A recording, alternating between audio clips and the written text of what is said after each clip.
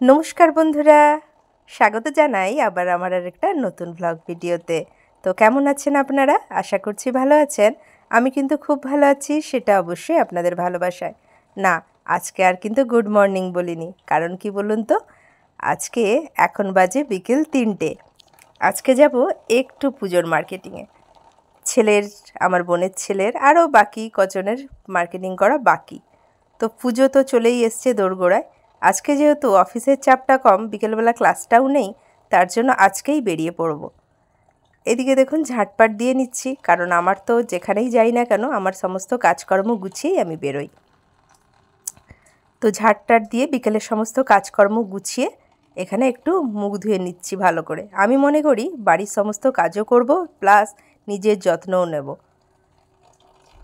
এই দেখুন, বাবল ফুলে গেছিল আমার মুখে, হঠাৎই ফুলে গেছিলো। ক্যামেরাটা অন ছিল, ক্যামেরায় ক্যাপচার হয়ে গেছে। এই দেখুন যথারীতি আমি কিন্তু সেজে গুজে এখানে কচুর শাক ভরে নিচ্ছি। কচুর শাকটা কেটে দিয়েছে আমার আরেকটা যা।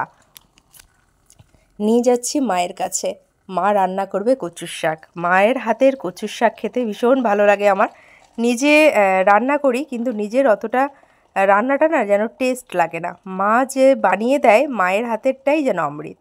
যথারীতি ব্যাগে ভরে এখানে দেখুন গাড়ি করে কিন্তু আমি চলে যাচ্ছি। এই দেখুন,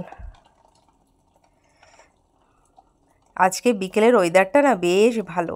এখন বাজে ওই 4টে মতো, ওয়েদারটা বেশ সুন্দর।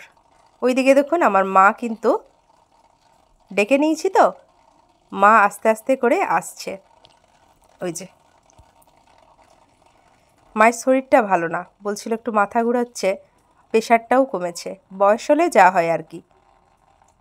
আমি মাকে বলছি, মা একটু তাড়াতাড়ি আসো। মা বলছে, দাঁড়া, আমি উঠতে পারিনি, আমার শরীর ভালো না। তারপরে জিজ্ঞেস করছে কোথায় যাবে, আমি বললাম। তো এখানে দেখুন মাকে দিয়ে দিলাম, দিয়ে আমরা চলে এসেছি কিন্তু গন্তব্যে।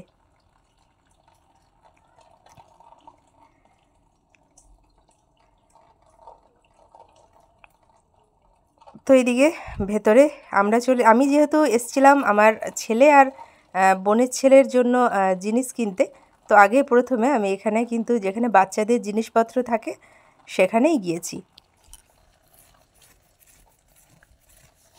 মোটামুটি সব কিছুই দেখার পর এখানে না আমার ছেলের জন্য জামা আমার পছন্দ হয়নি, তো বোনের ছেলের জন্যই একটা জামা নিয়ে আমরা মোটামুটি ওখান থেকে নেমে যাই।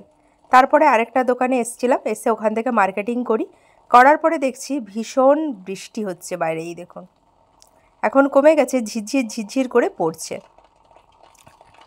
তো কি আর করার, এর মধ্যেই তো বাড়ি চলে যেতে হবে, কারণ ছেলে আছে বাড়িতে।